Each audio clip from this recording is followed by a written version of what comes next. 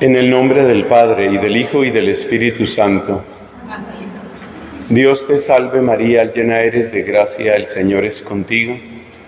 Bendita tú eres entre todas las mujeres, y bendito es el fruto de tu vientre, Jesús. Santa María, Madre de Dios, ruega por nosotros pecadores, ahora y en la hora de nuestra muerte. Amén. En el nombre del Padre, y del Hijo, y del Espíritu Santo. Amén.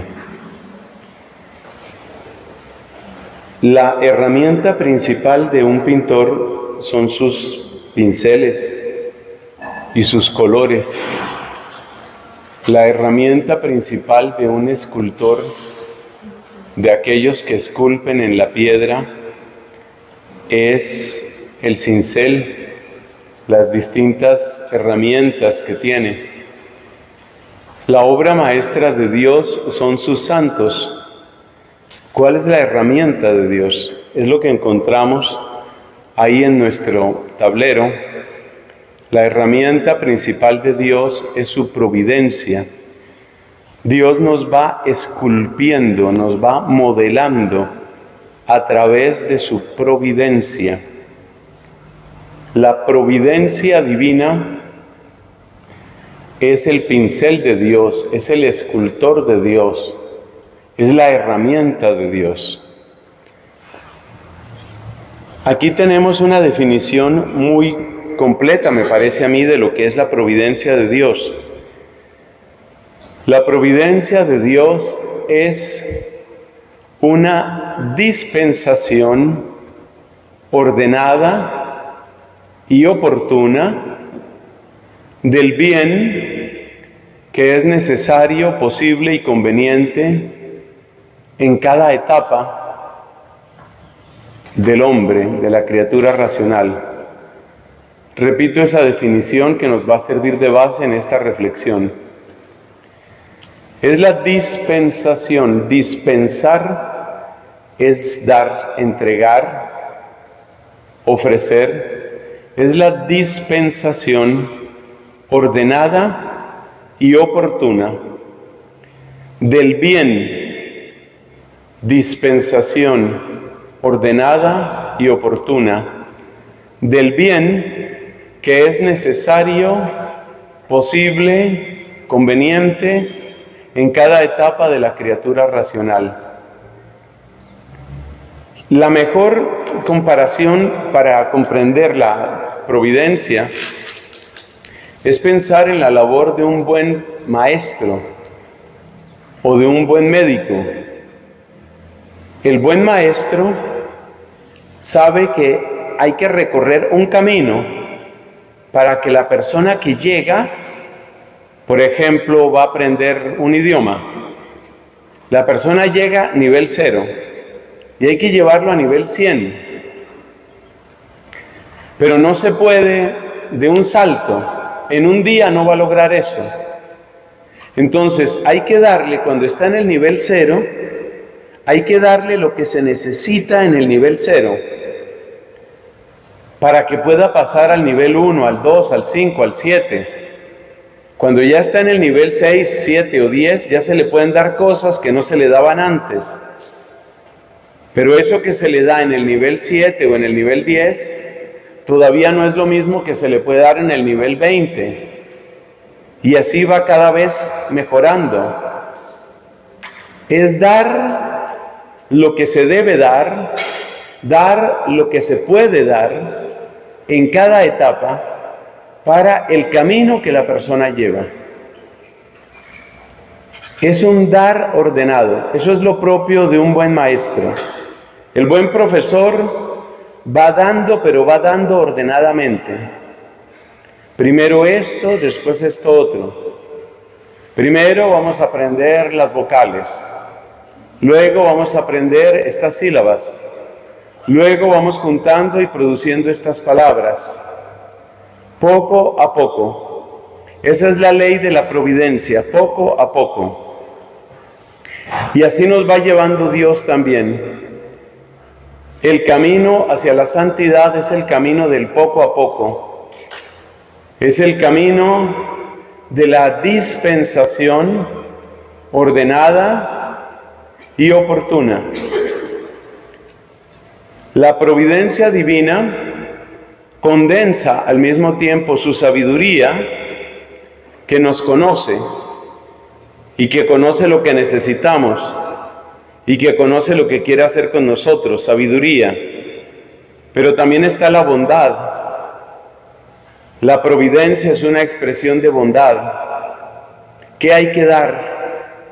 Eso lo determina la bondad. Todo lo que Dios hace por nosotros lo hace con bondad, lo hace para nuestro bien. Y está el poder de Dios. Entonces, la comparación con un buen profesor es una buena comparación porque muestra el paso a paso que va llevando a las personas hasta el nivel. Al final tenemos a una persona que ya domina el idioma francés o el ruso, el inglés o el árabe. Ya hizo el camino.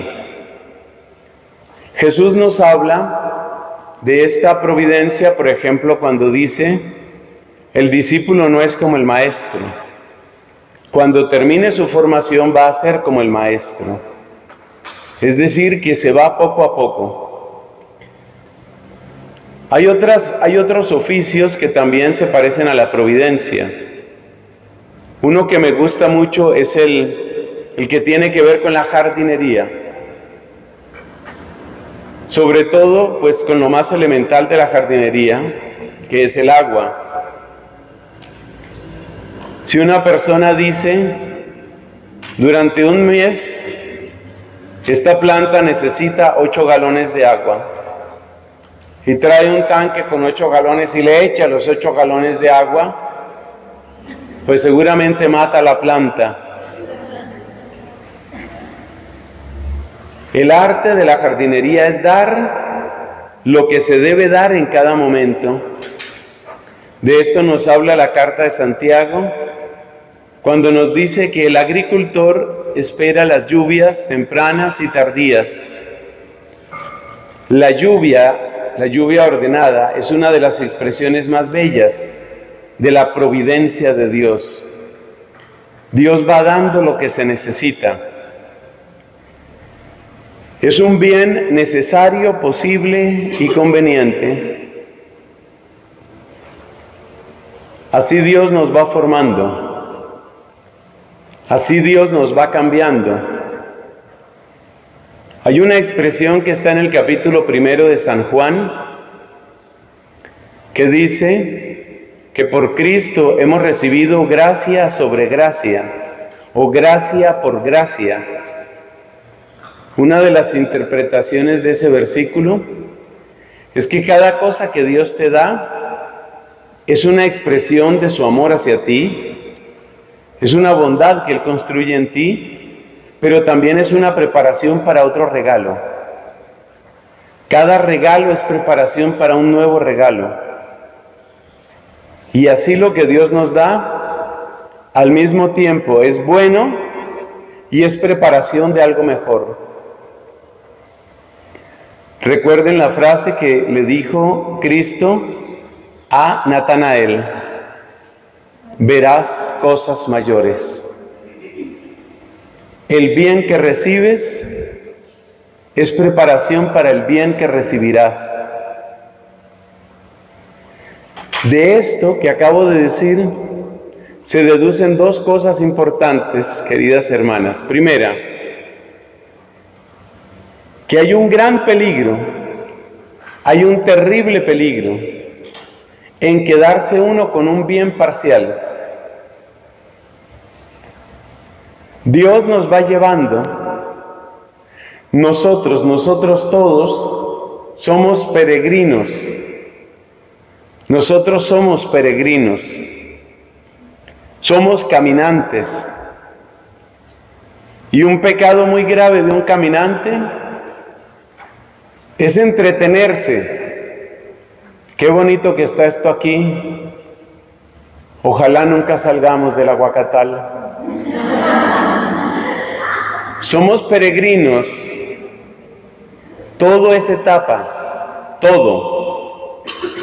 Y si todo es etapa, significa que detenerse, enamorarse demasiado de una etapa, apegarse demasiado a una etapa, a un don, a un lugar, a una persona, a una experiencia, en el fondo es frenar a Dios.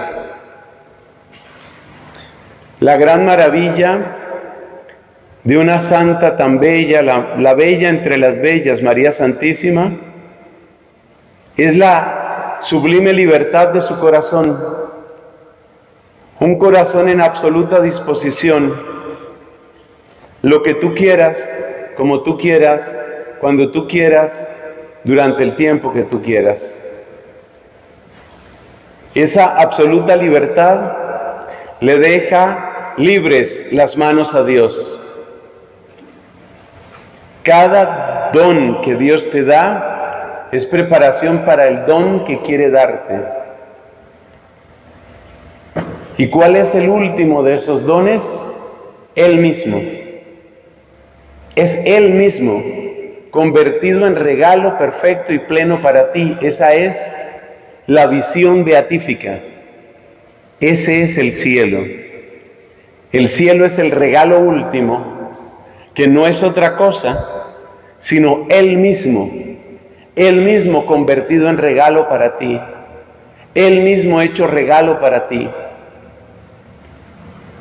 Claro, uno podría decir, bueno, pero ya ese regalo está, según lo que anunció Joel capítulo 3, derramaré de mi espíritu sobre toda carne. Esa expresión ya parece indicar que ya Él se da a sí mismo.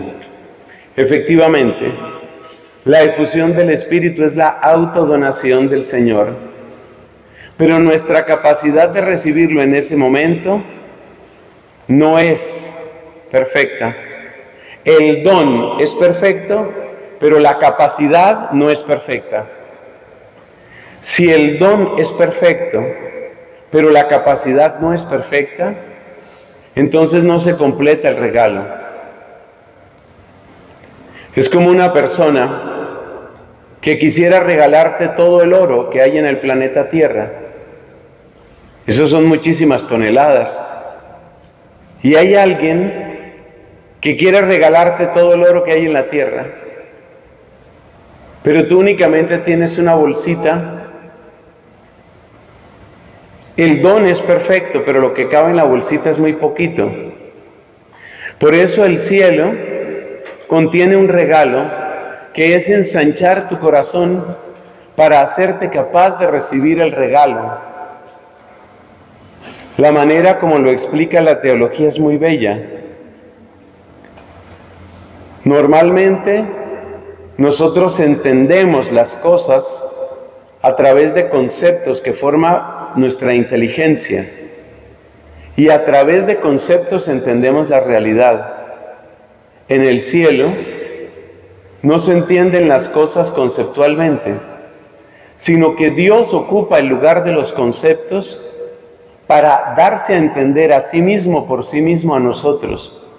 De modo que ya no tenemos conceptos, no tenemos una idea sobre Dios, no tenemos un recuerdo sobre Dios, sino que Dios mismo reemplaza toda herramienta de conocimiento y así le vemos a Él tal cual es, porque no le vemos a través de conceptos, experiencias, analogías, metáforas, sentimientos, sino que Él mismo ocupa el lugar de todo eso. Entonces esto quiere decir que la plenitud de la providencia consiste en llevarnos al cielo. Esta es la segunda consecuencia que tiene lo que dijimos, que cada regalo prepara el siguiente regalo.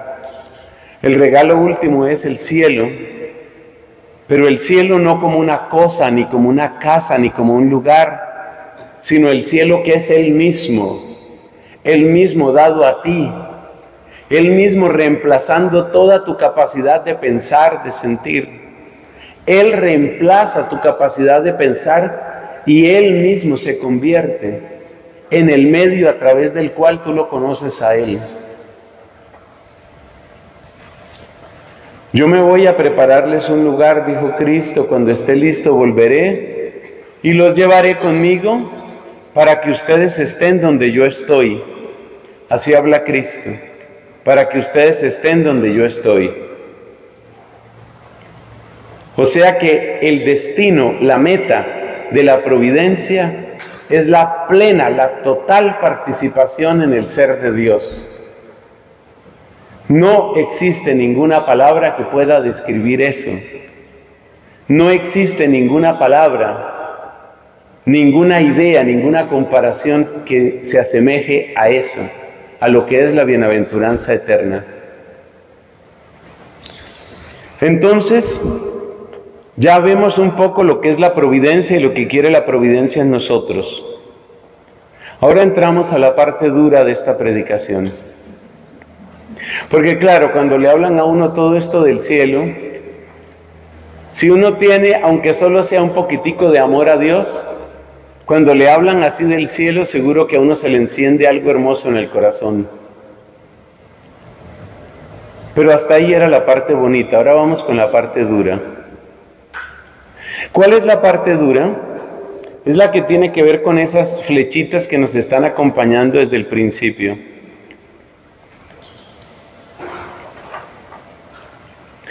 En la providencia divina intervienen realidades diferentes que muchas veces parecen opuestas o están en contraste. Eso es lo que indican esas flechas. Por ejemplo, aquí es donde necesitamos doble ración del Espíritu Santo para que yo pueda expresarme de la mejor manera y para que esto se entienda en sus corazones de la mejor manera. La idea fundamental, o sea, tú piensas en un escultor. El escultor tiene distintas cosas. Por ejemplo, tiene un cincel duro. Vamos a suponer un cincel de titanio. Pero también tiene una especie de brocha para quitar los últimos detalles, para perfeccionar los últimos detalles. Hay unas esculturas que lo dejan a uno tan asombrado. Hay esculturas donde se ven detalles del cabello, por ejemplo. O sea, cuánta destreza tiene la gente para hacer en piedra un peinado. Y por supuesto, eso requiere quitar hasta el último detalle, y hay cosas tan pequeñas, restos de piedra que hay que quitar, que son tan tenues, que hay que quitarlos con una brochita. Entonces el buen escultor utiliza duro cincel y suave brochita. Y las dos cosas son necesarias. Yo creo que usted ya empieza a darse cuenta para dónde va esto. Y es que Dios utiliza distintas cosas. A veces Dios nos trata duro como el titanio, y a veces nos trata suave como una brocha que se parece casi a un pincel, o esas brochas que utilizan a veces las mujeres para maquillarse. Dios utiliza todo, y eso es lo que es bello, pero también es duro. Mejor dicho, duro para nuestro entendimiento, difícil de comprender. Porque a veces uno quisiera que todo el camino fuera de brochita, y que Dios lo llevara a uno como, a ver, mi amor, salta de este cojín a este cojín. Y no siempre es así. A veces no es mi amor, salta de aquí, no es. A veces es que viene un terremoto y cuidado no salta. Entonces, hay que entender que en la providencia divina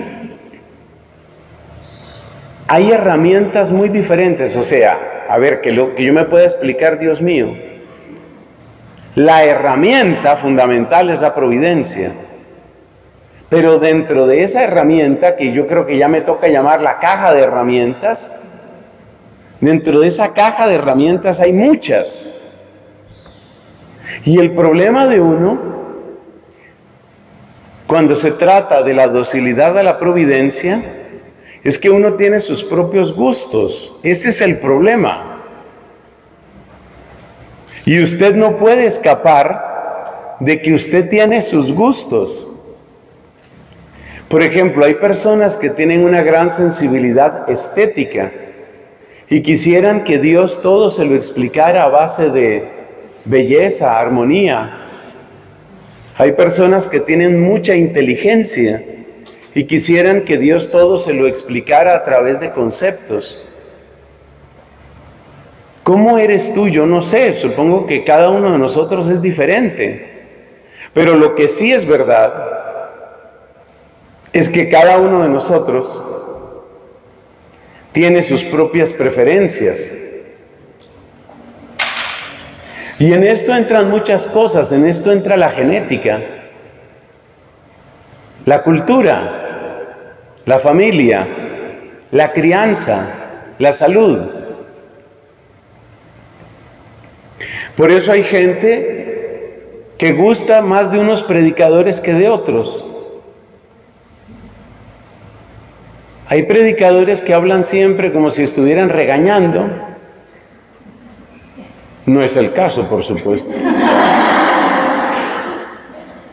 Y hay gente que le gusta eso. Hay gente que le gusta que le hablen duro y así, claro. En una época es hace unos 60, 70 años,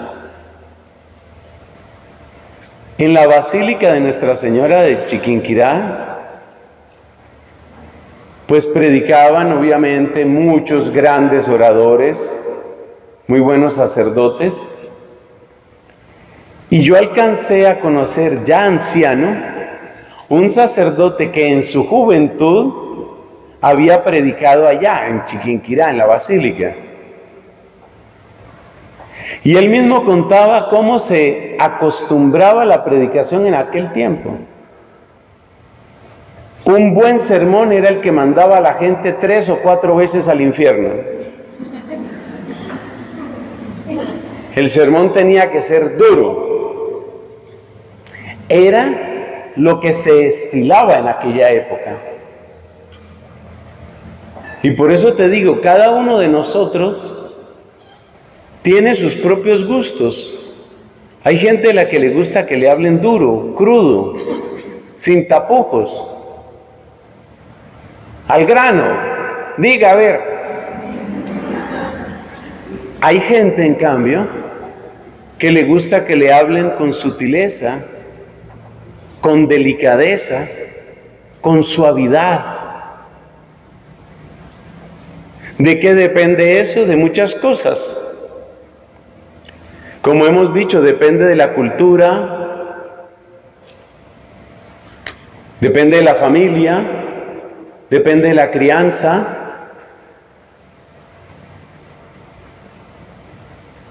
Pero ¿cuál es la dificultad con la que nos vamos a encontrar todos? Que Dios tiene una caja de herramientas, ya la estamos llamando caja de herramientas, una caja de herramientas muy grande. Y Dios no siempre te va a hablar de la misma forma. Dios quiere tu santidad y Dios sabe qué es lo que le hace falta, a tu corazón para dar el paso que tiene que dar.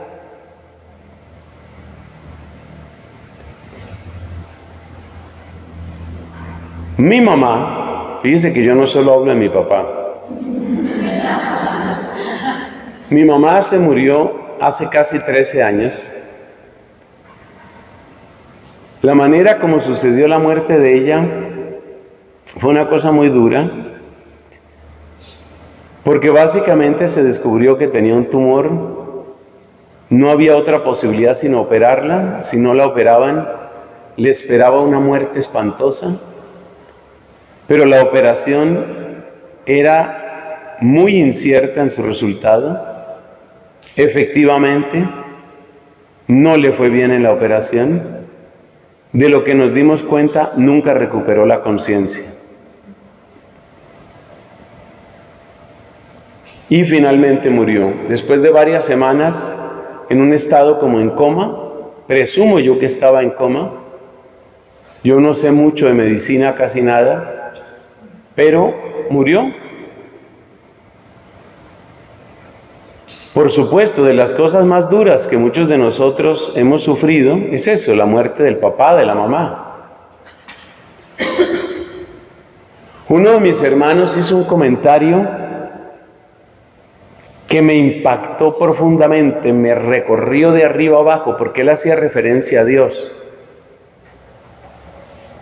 Él hacía referencia, mi hermano, hacía referencia a todos los cambios que se venían en la familia con la muerte de mi mamá, cómo algunos de esos cambios iban a ser muy duros, cómo algunos de esos cambios que iban a pasar en nuestros corazones iban a ser muy duros, pero muy necesarios.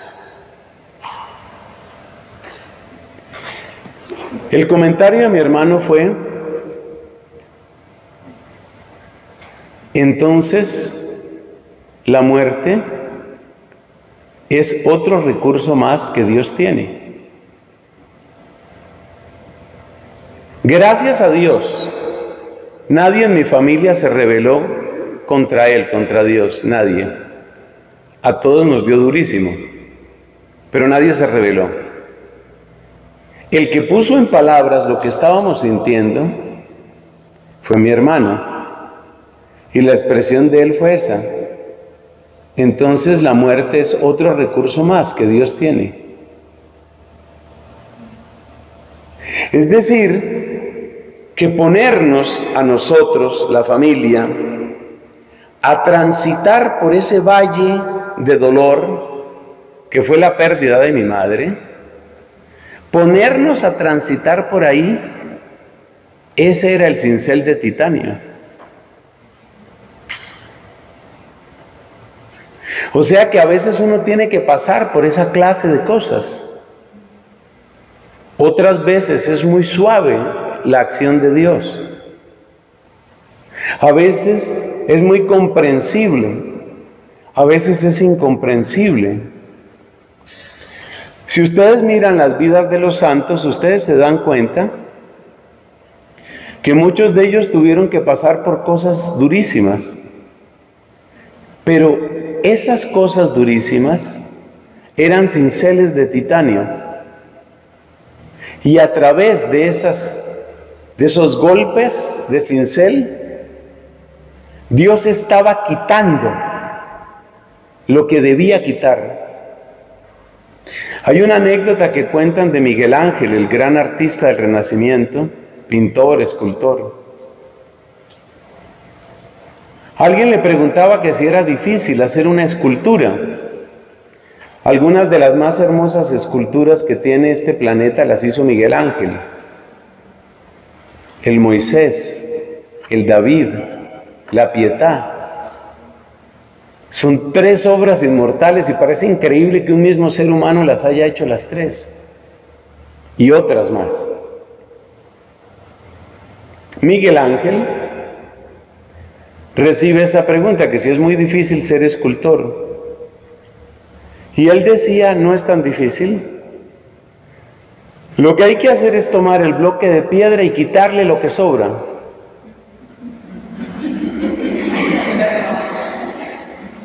Para eso es el cincel de titanio, para quitarte lo que sobra.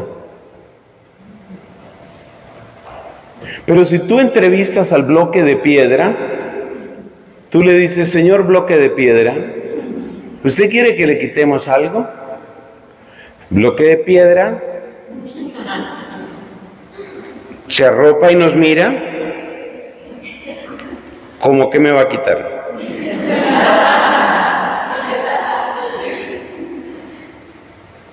Y a veces Dios, con un tino impresionante, con una sabiduría impresionante, con un poder impresionante, da el golpe exacto para que salga el pedazo que tenía que salir.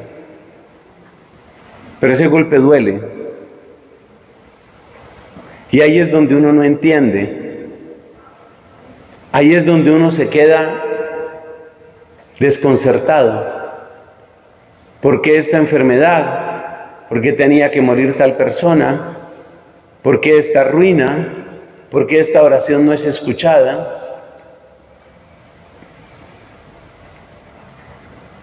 Dios entonces utiliza cosas fuertes, pero hay que decir en favor de Dios, ¿qué tal esa frase? En favor de Dios hay que decir que Él lo advirtió.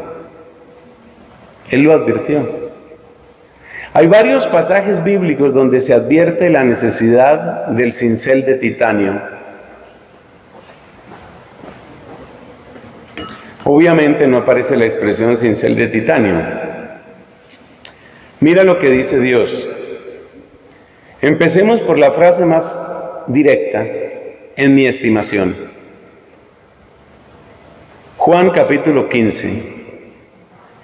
Yo soy la vid verdadera y mi Padre es el viñador.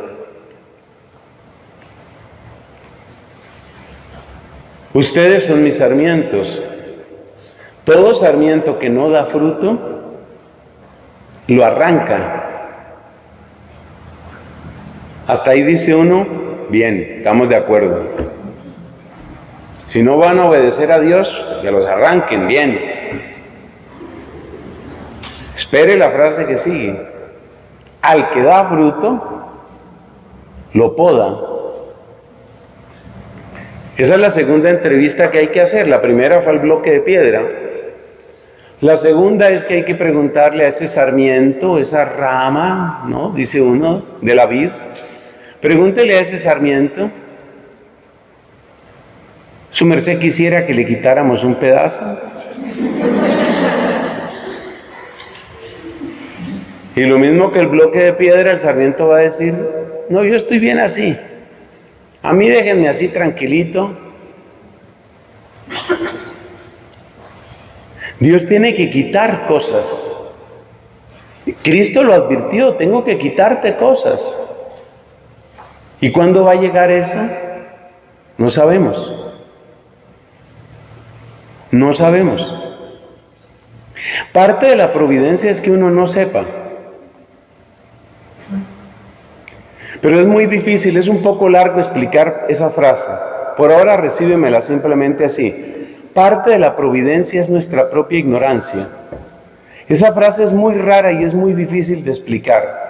Pero esta vez, discúlpenme, no la vamos a explicar. Parte de la providencia es que tú no sepas. Solo te doy un ejemplo que tiene que ver con algunas personas que hacen masajes, incluyendo algunos de esos que soban las articulaciones. Quizás alguien por aquí, alguna de ustedes haya pasado por esa experiencia. Yo pocas veces he montado moto, pero tuve que montar moto en una misión en el Catatumbo. Me caí de la moto, me torcí el tobillo, estaba empezando la misión. La única conclusión posible era, poseemos problemas. En el pequeño pueblo donde yo estaba, minúscula población del Catatumbo colombiano llamada Petrólea, había un sobandero. Entonces el sobandero examinó el caso del padrecito, uséase yo, y dijo, aquí no hay fractura. Eso qué radiografía ni qué nada. Aquí no hay fractura. Si usted quiere, padre, 2, 3 ovos y usted queda bien.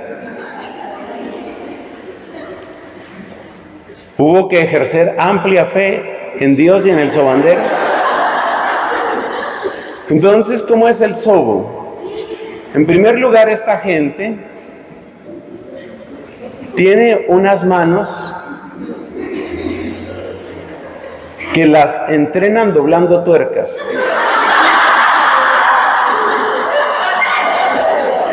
Oiga, qué fuerza Yo no he conocido, ni antes ni después, una persona que tenga tanta fuerza en las manos. Entonces viene que una pomada caliente,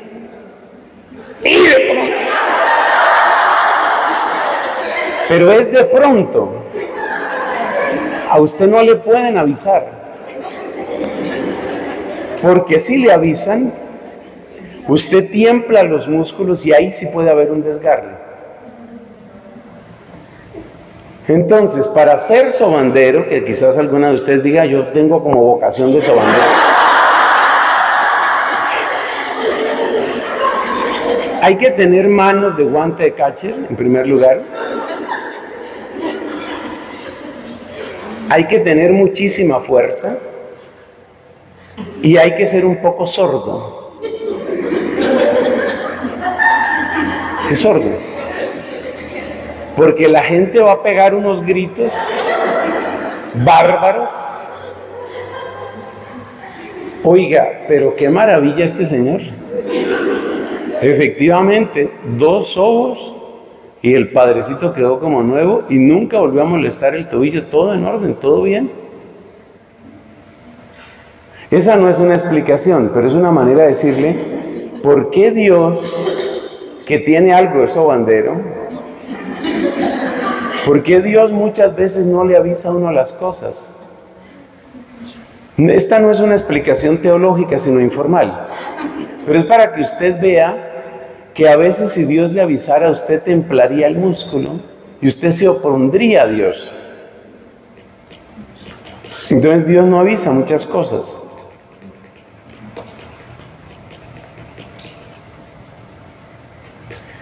¿Cuál fue este profeta? Caramba, se me olvida el nombre de ese profeta. Su dolor es muy grande, dice él de otra persona, y Dios me lo había ocultado. A mí me parece mucho que esa frase es de Eliseo. Si usted tiene ahí acceso a internet, busque esa frase que puede aparecer así tal vez en internet. Su dolor es muy grande o su dolor es grande y Dios me lo había ocultado.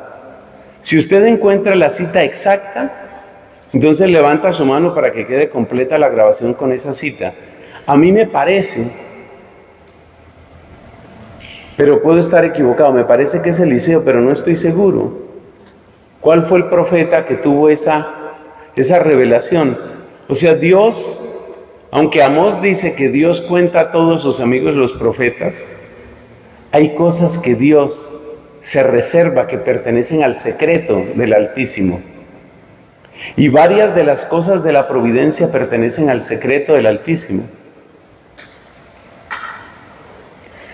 Si alguna lo encuentra y les queda fácil, entonces levanta la mano y completamos la grabación.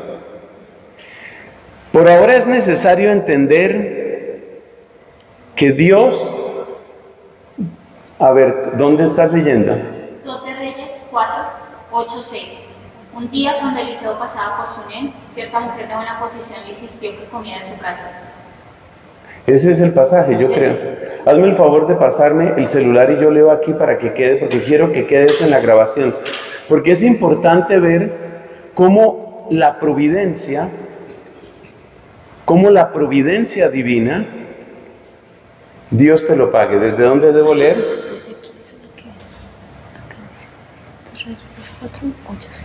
Ok, vamos entonces a mirar ahí.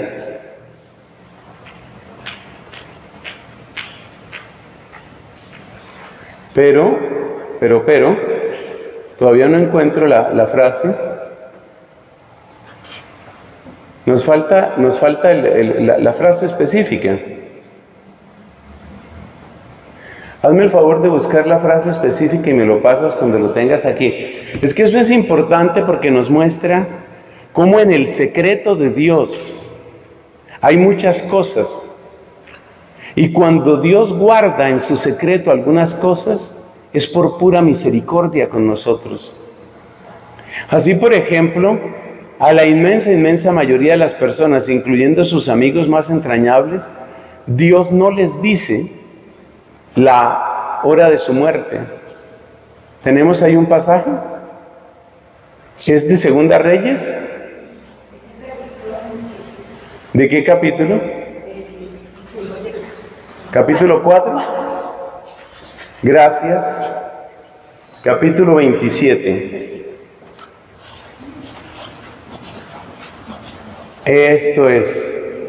Una mujer sunamita, bendito sea Dios que me permitió recordar el pasaje. Una mujer sunamita, o sea de Sunem, y le dijo Eliseo a su criado que se llamaba Giesi: corre a recibirla y pregúntale cómo está ella y cómo están su esposo y el niño. El criado fue y ella respondió que todos estaban bien. Pero luego fue a la montaña y se abrazó a los pies del hombre de Dios, o sea, Eliseo. Giesi se acercó con el propósito de apartarla, pero el hombre de Dios intervino. Déjala, está muy angustiada y el Señor me ha ocultado lo que pasa, no me ha dicho nada. Muchas gracias. Este pasaje es impresionante porque en el Antiguo Testamento nadie hizo tantos milagros como Eliseo. Eliseo es de los grandes amigos de Dios. Y sin embargo, hay cosas que Dios mantiene en su secreto. Y lo que Dios mantiene en su secreto es parte de su sabiduría, de su piedad para con nosotros. Por eso Dios a muy pocas personas les dice cuándo van a morir. No todo el mundo tiene esa capacidad de saber cuándo va a morir, por ejemplo, o cuándo van a suceder otras cosas. La providencia de Dios, entonces, utiliza a veces cinceles para quitarnos cosas, pero la providencia de Dios también agrega cosas inesperadas. No todo es quitar. Dios también agrega cosas. Y bueno, esto sirve un poquito de consuelo en comparación con lo otro.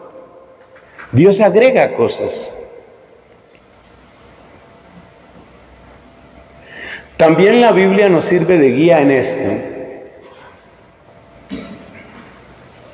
Observa las palabras que le dice Dios a Abraham en Génesis capítulo 12. Dios dice: por ti se bendecirán todos los pueblos. Impresionante. Yo haré una bendición de ti para todos los pueblos. O sea que hay una frase que es muy hermosa y muy esperanzadora y que todos debemos tomarla en serio. Hay dones, talentos y carismas que están en mí y que yo mismo no conozco.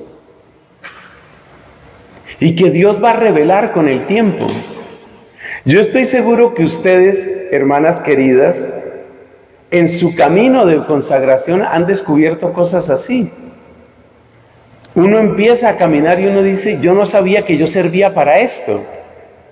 Yo no sabía que yo podía hacer esto. Por ejemplo, yo no sabía que yo era tan bueno para comer. Bueno, ese ejemplo no sirve. Ese ejemplo no es bueno. Entonces, hay dones en ti, hay talentos en ti que tú misma no conoces. Esto es muy hermoso, porque nos prepara, la providencia nos prepara para dejar ir, para desprendernos de lo que tenemos que desprendernos. Pero también nos prepara para recibir cosas que no sabemos, que no sabíamos que teníamos. Es decir, que la vida marcada por la providencia es una vida marcada por la sorpresa, por el regalo. A veces la sorpresa te causa desconcierto, como nos pasó en casa, cuando supimos que mamá tenía ese tumor, que además lo tenía desde hacía muchos años. Eso fue una sorpresa terrible, dolorosa.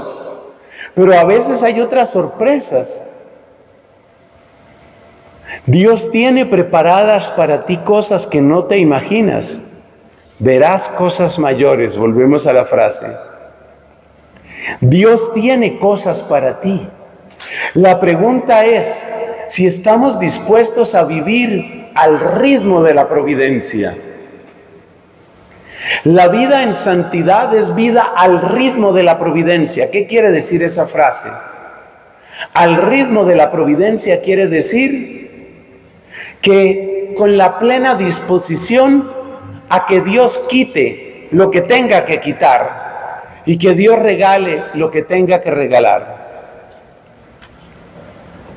También es verdad que a veces Dios trae experiencias a nuestras vidas que nos quitan y también nos traen. Así, por ejemplo, cuando yo miro lo que me sucedió cuando mi comunidad me mandó a vivir unos años a Irlanda. Yo estuve 6 años allá. Irlanda me dio muchas cosas muy buenas. Irlanda también me quitó cosas. ¿Sabe usted que hay amigos que yo tenía antes del viaje y nunca recuperé? Gente que me dio por muerta. Por muerto, mejor dicho. Me dieron por muerto, ya se fue. Hay amigos que yo nunca recuperé y yo nunca entendí por qué.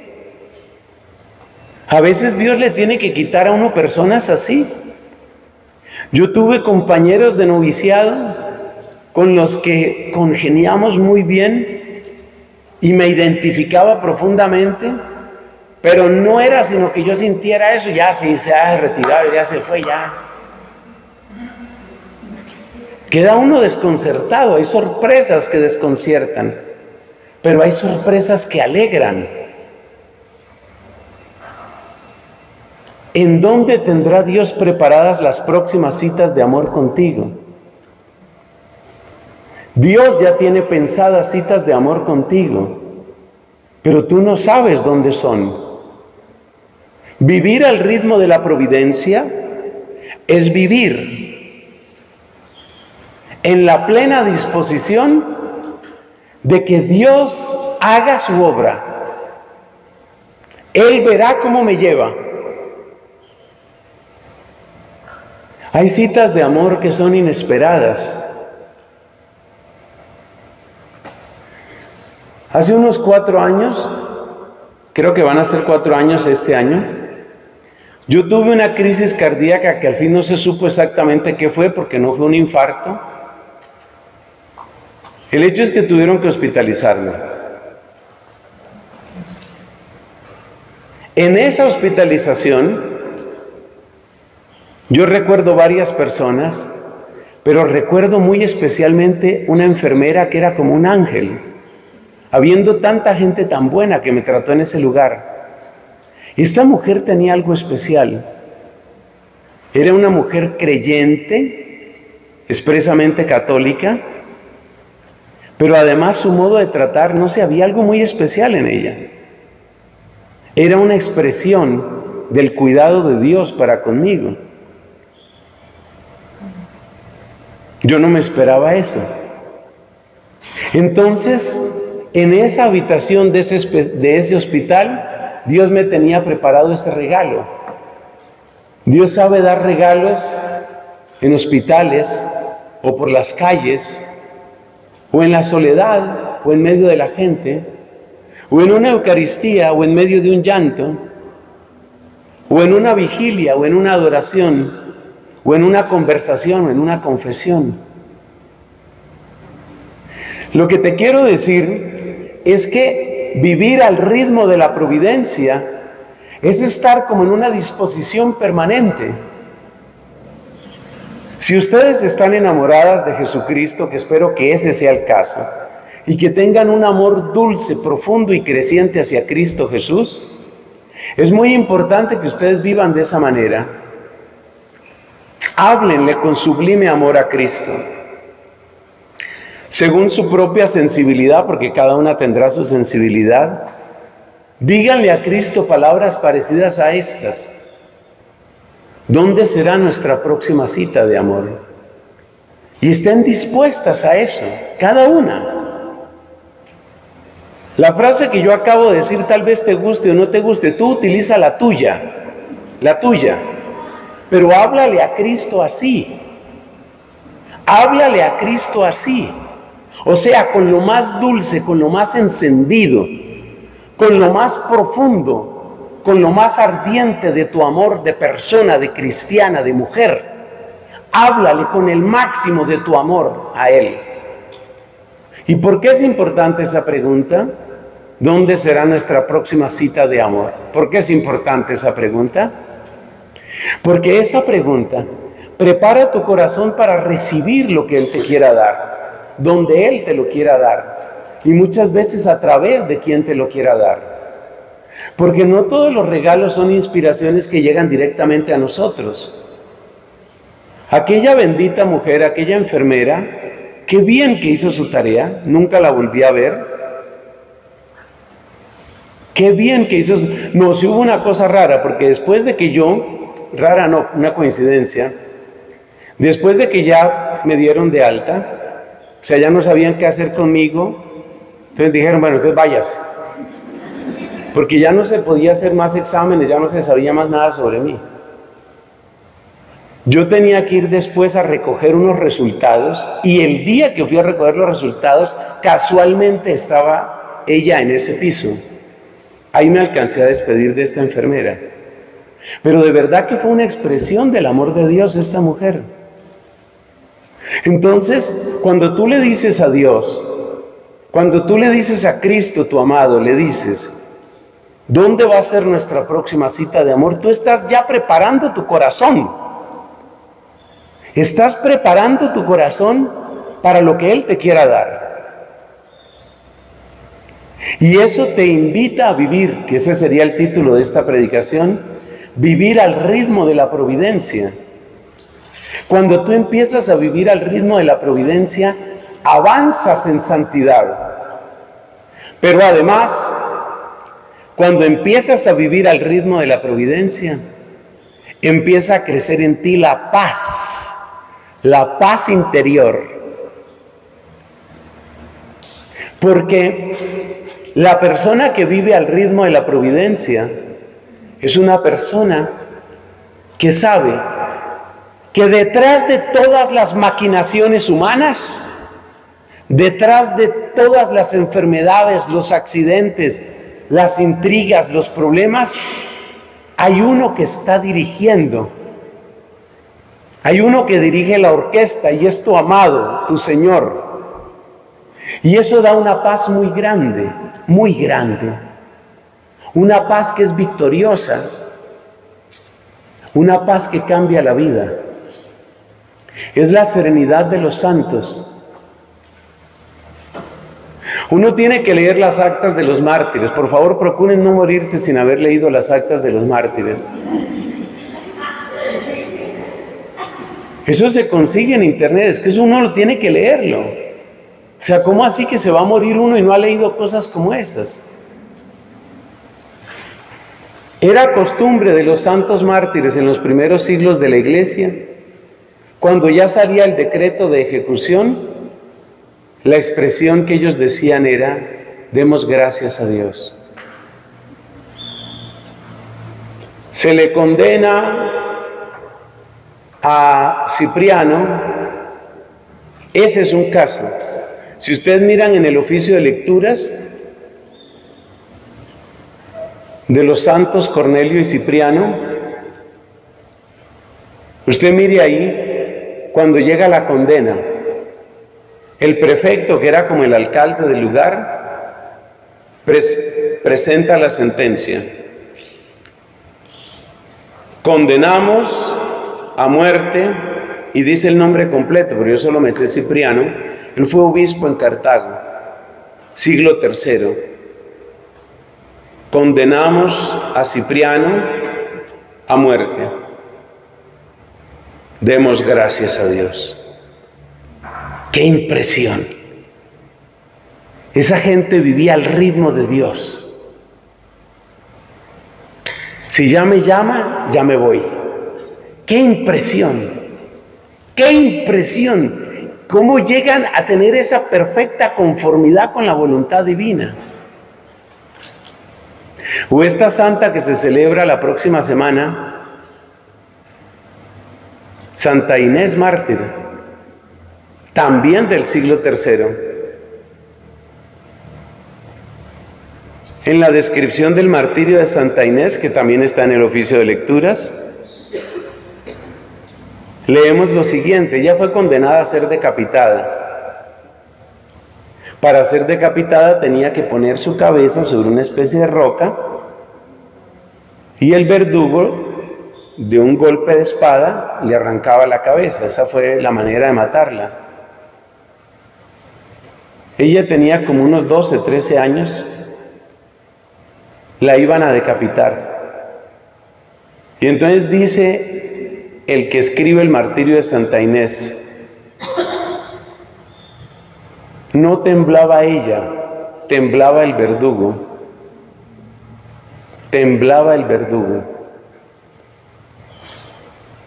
Esa serenidad, como ella tenía la idea de que ella estaba casada con Cristo porque ella se había dedicado a Cristo y ella no quería más matrimonio. Yo no quiero matrimonio con ningún hombre, yo estoy con Cristo, yo no estoy esperando que nadie me busque, yo ya fui buscada y ya me encontró. Yo ya soy de Él, yo no estoy esperando a nadie. ¡Qué impresión esa serenidad! Y entonces la amenazaban, no sirvió, le hacían promesas. Mira, que te vas a casar con no sé quién, que vas a vivir como una princesa. ¿Qué princesa? Si yo soy esposa del rey, ¿qué princesa? Entonces ponga la cabeza aquí, le vamos a arrancar la cabeza. Ah, bueno. Oiga, qué manera de vivir, ¿ah? O sea, cuánta santidad hay en una persona que se conecta así con la voluntad de Dios. Qué manera de conectar con la voluntad divina.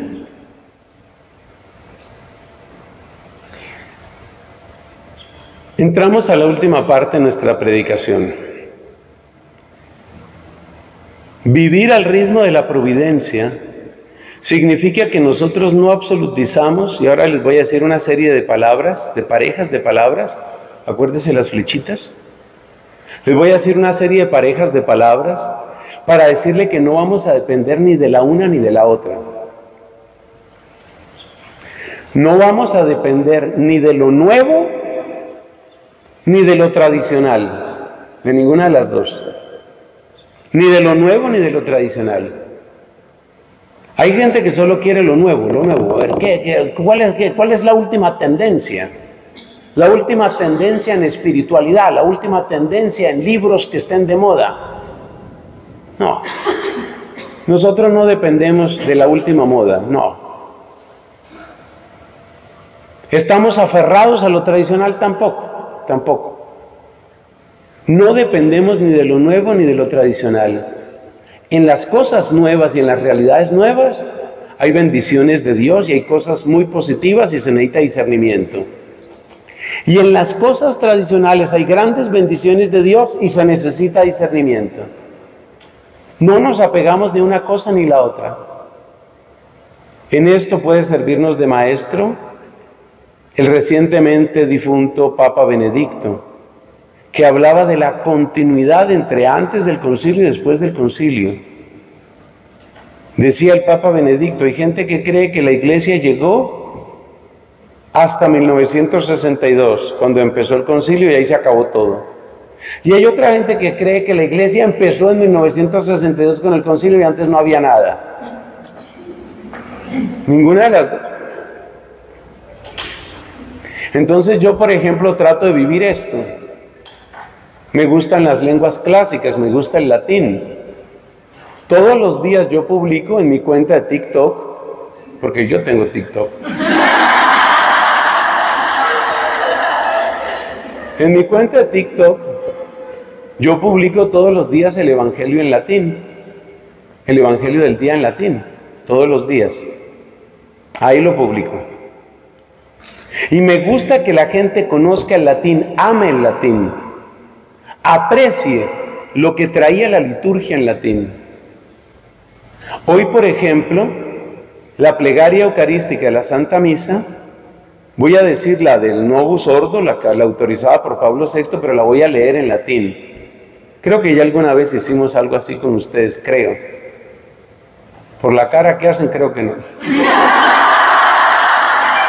Entonces, mira, me gusta que la gente ame el latín, pero no idolatren el latín. Me gusta que la gente ame los cantos carismáticos, pero no creas que esa es la única manifestación del Espíritu. Por eso lo que decimos ahí, no te quedes ni solo con lo nuevo ni solo con lo antiguo. Fíjate lo que dijo Cristo. Un escriba que conoce del reino de Dios se parece a un padre de familia que de su tesoro saca lo antiguo y lo nuevo. Segunda parejita para sus apuntes, por favor, que están escribiendo. La consolación y la desolación es parte de la providencia de Dios. Consolación y desolación. A veces Dios nos rodea de su consuelo. Otras veces nos hace pasar por el desierto. Aunque como decíamos en otro retiro, que ya se les olvidó, claro, muchas veces uno dice desierto y eso es un peladerito ahí. Hay que saber pasar por la consolación agradeciendo y por la desolación aprendiendo. Escriba que eso le sirve. Esas dos palabras son típicas de San Ignacio de Loyola. Hay que pasar por la consolación agradeciendo y por la desolación ¿cómo? Aprendiendo. Respondieron 6 personas. Estamos un poco regulares, pero bueno. Les repito, pasar por la consolación y por la desolación. Entonces Dios necesita llevarme por ambas cosas, por ambos caminos. Dios tiene que llevarme por la desolación también. En la desolación conozco que no soy nadie. En la desolación hago penitencia por mis pecados. En la desolación reconozco mis límites. En la desolación aprendo a entender al que se queja y retrocede, como dice un himno de la liturgia de las horas. En la desolación aprendo muchas cosas, pero Dios no me mantiene solo en desolación, también da consolación. Y en la consolación agradezco. Entonces el que vive en el ritmo de la providencia, todo le sirve. Si Dios le envía toneladas de consolación, todo su ser se vuelve alabanza al Creador. Si Dios le da toneladas de desolación, como le pasó a Santa Teresa de Calcuta, todo lo vuelve lección, todo lo vuelve aprendizaje y sabiduría. Dios sabe qué es lo que yo necesito. Cuánta consolación y cuánta desolación necesito, eso solo lo sabe Dios. Y no voy a absolutizar ninguna de las dos. Otra. El entusiasmo y el desánimo. Típicamente el entusiasmo acompaña a algunos de los momentos iniciales en la vida consagrada. Por la experiencia humana de la novedad. Todo es nuevo. En muchos lugares sucede, no sé si pasó entre ustedes o si pasa entre ustedes, que la primera vez que la persona se pone un hábito, foto. Porque todo es nuevo. Entonces, ¿cómo se maneja el hábito? ¿Qué tengo que hacer con el hábito? Claro que en el caso de ustedes es la media docena de hábitos que tienen. Tienen de todas unas combinaciones, yo no entiendo. Yo ya no digo, no pregunto, yo ya. Pero bueno, lo cierto es que la novedad produce cierto entusiasmo y Dios obra en ese entusiasmo. No es malo que la persona se entusiasme, pero Dios obra también en el desánimo. ¿Para qué sirve el desánimo? Para purificar el amor.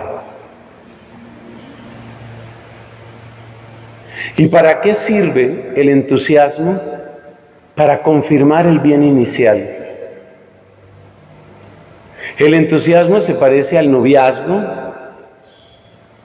El desánimo se parece que como a las bodas de plata por allá. La rutina que a veces entra en las parejas. Entonces Dios sabe qué necesito yo. Y uno tiene que saber que es normal que uno pase por ciertos desánimos, que uno no puede vivir así, súper entusiasmado. Listo, otro día, qué chévere, otro día. Y entonces lo tacha en la cartelera, acuérdese que ya en la cartelera. La tacha en la cartelera. No, a veces uno no está tan animado. Pero hay que aprender, óigame esto, que es profundo, no porque yo lo diga, eso no es importante, sino porque es verdad y lo han dicho los santos. Hay que aprender que nuestra alegría, nuestra paz y nuestro servicio no pueden depender del estado de ánimo. ¡Ay! Esa frase no tarda tiempo en entenderla, se la repito. La alegría, la paz y el servicio no pueden depender del estado de ánimo. Entonces, por ejemplo, puede haber un día en el que yo me siento súper entusiasmado. Claro, la alegría aflora, uno quiere abrazar al universo, uno siente ganas de servir. Mira que necesitamos es que hay gente que se está muriendo de sed en la cima del Everest. ¿Podrías, por favor, llevarles agua? Claro, listo, voy. Como la persona está entusiasmada, todo lo ve fácil, todo lo ve posible, listo. A trepar el Everest, vamos a trepar el Everest, a trepar. Porque estamos animados. La alegría, ¿cuál era la otra?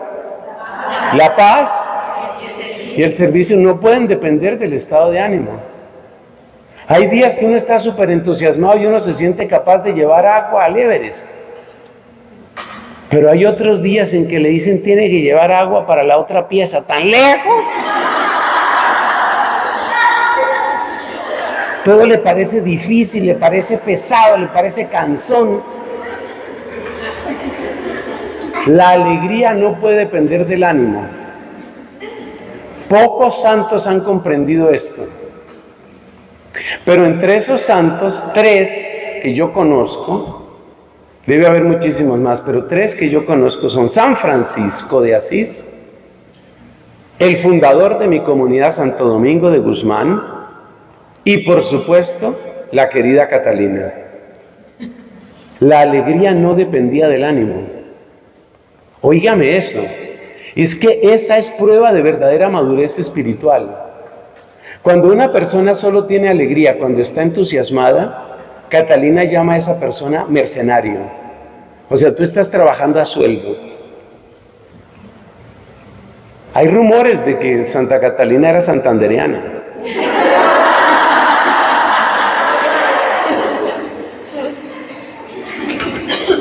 Tú estás trabajando a sueldo. Si tu alegría depende de tu entusiasmo, tú estás trabajando a sueldo. No ha escrito esa frase, escriba la que le conviene. Si tu alegría depende de tu entusiasmo, estás trabajando a sueldo. Y uno no puede trabajar para Cristo a sueldo, uno no puede trabajar así. ¿Y cómo puede tener uno alegría en medio del desánimo? Es una cosa muy difícil de explicar, pero está en la Biblia. Yo les voy a dar una alegría que nadie les podrá quitar, dice Cristo. Yo les voy a dar alegría que nadie les podrá quitar, y nadie es ni siquiera el desánimo. Entonces, por ejemplo, Santo Domingo, hacia el final de su vida, mi fundador, al final de su vida él tenía una serie de enfermedades, y cada vez se enfermaba con más frecuencia. Pero la gente notaba que cuando él se enfermaba, manifestaba mayor alegría. Es una cosa rara, pero hay santos así.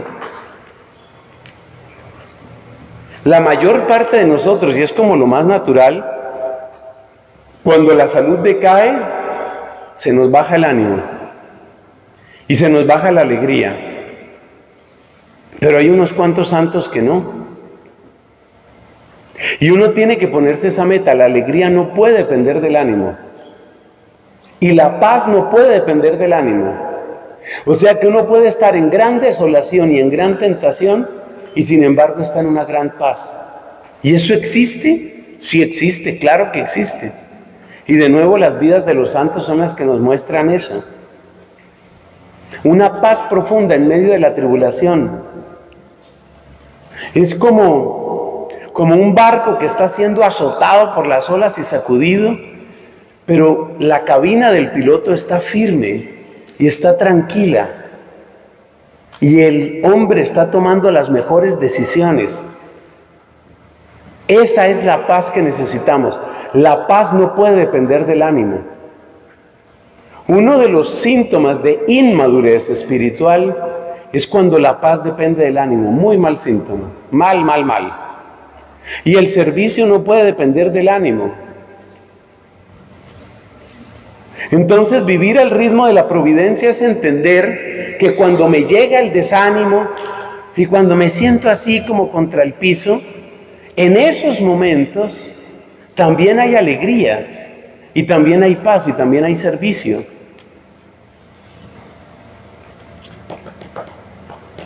Esto vale también para las situaciones y cambios hormonales que son más frecuentes, por supuesto, más fuertes, por supuesto, en la mujer. Y es muy importante eso. Mi alegría no puede depender de mis hormonas, perdón que lo diga tan explícito. Mi paz no puede depender de mis hormonas. Una vez me comentaba una amiga con gran confianza, porque hay personas que le tienen a uno mucha confianza. Ella me comentaba lo que ella sufría con el tema de su periodo, y ella decía: hay días en que quisiera como encontrar a alguien para pelear. Le costaba trabajo. Todo me fastidia, decía ella, es que todo me fastidia. Hay días del periodo que todo me fastidia. Y yo quisiera, no sé, como acabar a alguien. Entonces yo le oí un pedacito y le dije: ¿y eso te sucede ahora mismo?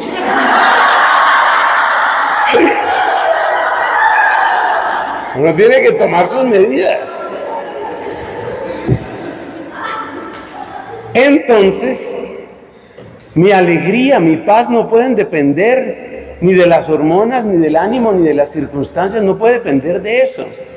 ¿Y por qué no depende de eso? Porque yo soy de roble y de bronce y aguanto, no. Porque yo sé que en medio de mi desánimo está la providencia de Dios. Porque yo sé que Dios también es Dios en este momento de mi vida. La providencia actúa en los aplausos. Hay que saber recibir aplausos y felicitaciones. Claro, cuando lo quieren a uno, hay que aprovechar ese ratico. Que lo quieran a uno, muy bueno que lo quieran a uno. Pero uno tiene que estar dispuesto a que también hay críticas y también hay calumnias duras. Y también hay difamación y también hay ataques que uno ni se los esperaba. Entonces, fíjate la frase que dice San Pablo, lo dice en la carta a los Filipenses: me he acostumbrado a todo, yo sé vivir en abundancia y sé vivir en pobreza. Todo el mundo asocia eso porque ese es el contexto, lo asocia con la parte material, ¿no? Con el dinero. No se quede solo con el dinero. Uno tiene que saber vivir con abundancia de cariño y con poquito cariño, con abundancia de reconocimiento y aplausos y con poquitos aplausos y con poquito reconocimiento. Y uno tiene que saber que cuando llega mucho cariño, así como cuando no llega mucho cariño, Dios me está formando, Dios me está formando, Dios me está guiando. Eso es vivir en la providencia y en la santidad. Dios me está formando. Hay días en que te encuentras con personas que te van a decir o ya te han dicho, no, la vida de ustedes es la vida, ustedes sí escogieron la vida más hermosa, la mejor vida. Y hay otros días en que van a decirles, ¿y usted por qué pierde el tiempo allá? ¿Qué hace perdiendo el tiempo allá? Y las dos cosas hay que saber recibirlas. Yo no soy tan bueno como creen los que me aplauden, y probablemente no soy un caso tan perdido como creen los que me calumnian. Entonces uno va aprendiendo a vivir en la providencia. Y vivir en la providencia, entonces, ¿qué se convierte? Vivir en la providencia significa que sé recibir aplausos, pero no me van a frenar las calumnias ni las críticas. Eso es vivir en la providencia, porque Dios es el que va determinando todo. Mire, la última que les voy a mencionar, porque aquí tengo varias. Hay que saber vivir en lo ordinario y en lo extraordinario. Entonces les voy a contar de santos que viven en lo extraordinario y de santos que viven en lo ordinario. Un santo que vivió en lo extraordinario, que prácticamente vivía con milagros, no de milagros, sino haciendo milagros de una manera, es decir, casi incomprensible, es San Vicente Ferrer, el dominico, que yo siempre digo que es tío, tatarabuelo por allá, que es tataratío mío, porque yo soy Ferrer también.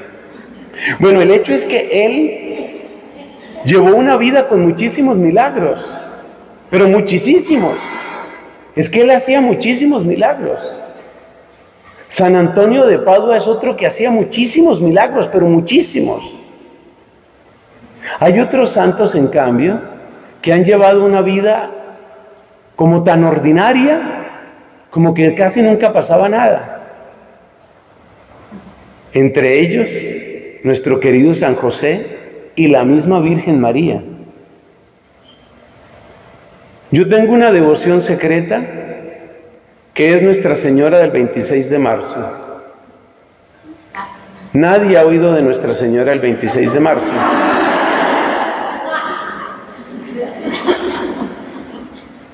Así como yo quisiera tener un monasterio, y ya saben que en las habitaciones habría carteleras, yo quisiera hacer algunos santuarios a la Virgen.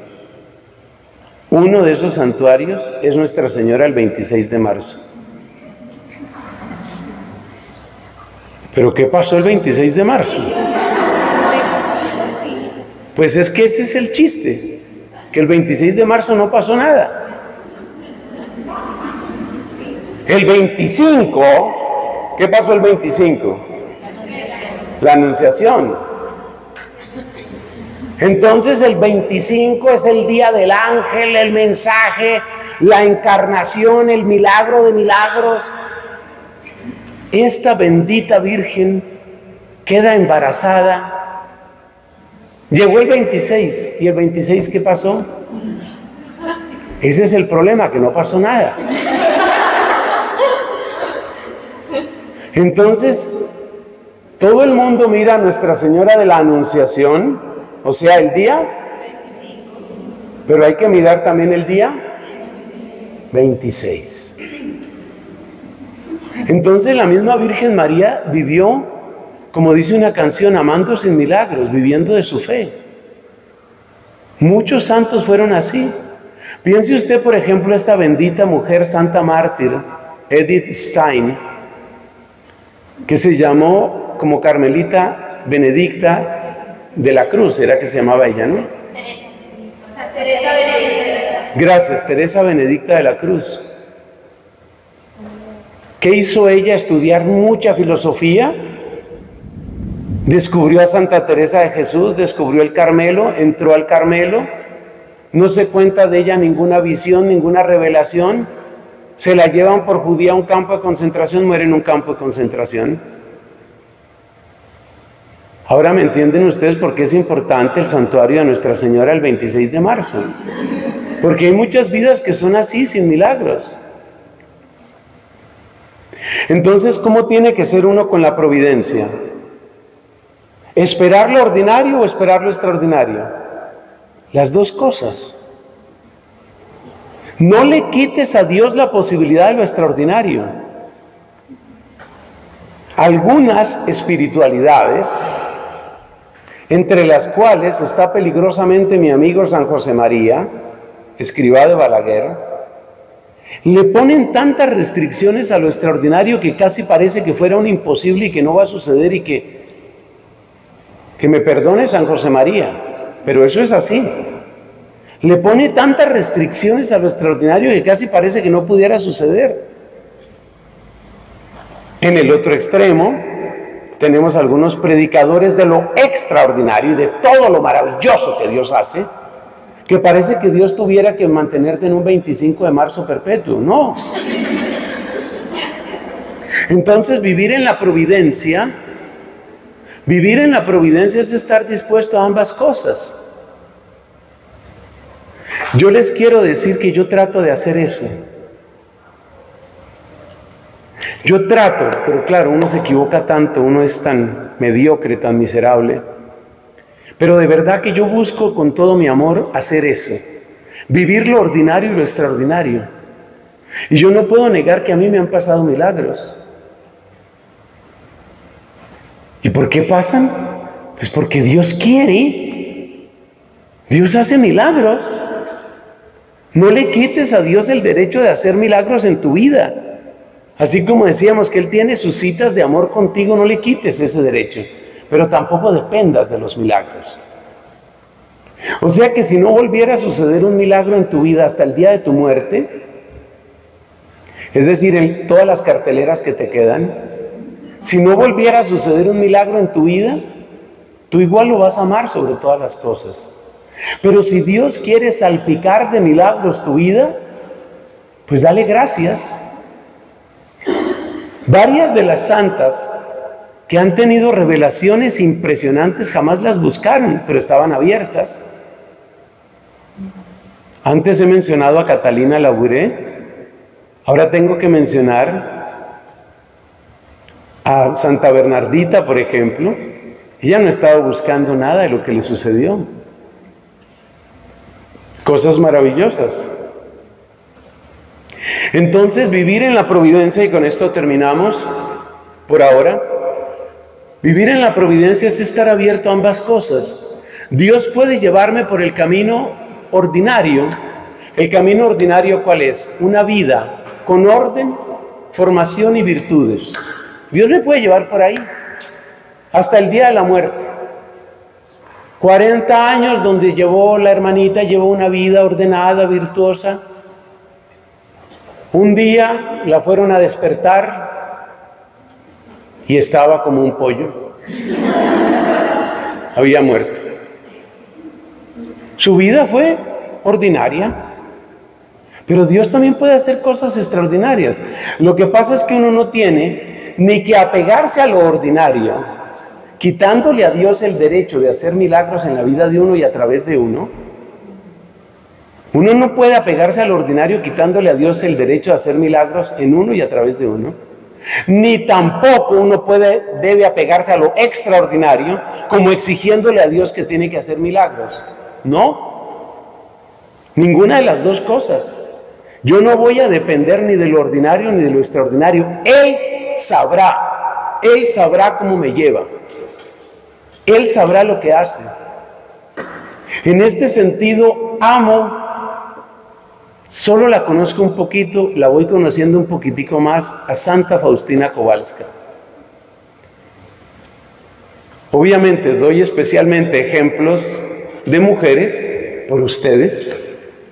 Santa Faustina Kowalska, una vida tan humilde en el convento, tan ordinaria en el convento, y cómo Dios le empieza a dar unas revelaciones que afectaban a toda la iglesia.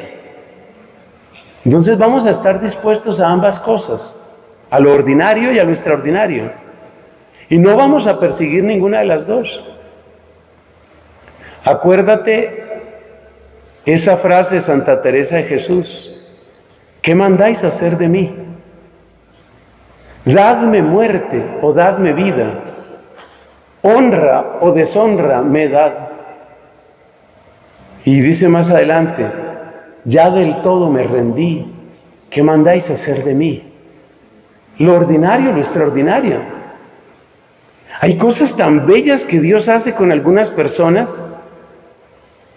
Claro, ahí me tiene que salir lo dominico y mi querida Santa Inés de Montepulciano, de la que he hablado en otras ocasiones.